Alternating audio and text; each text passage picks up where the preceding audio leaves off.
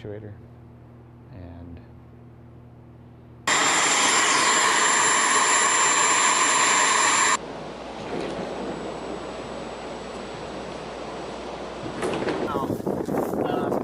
wind seems Well, more that way. I don't know.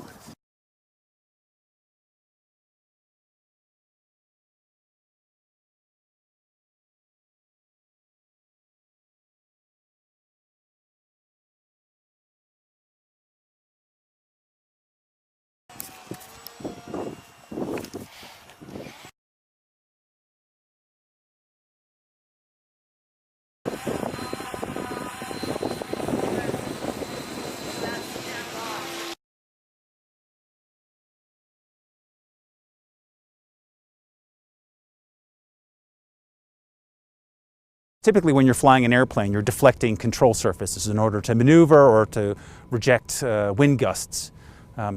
These deflecting surfaces make the airplane more vulnerable to being detected by hostile forces. As we look to try to field next generation UAVs, we find that they're limited by the fact that they're more expensive than we'd like them to be. So to try to slash the weight and cost out of the system, we want to reduce their mechanical complexity.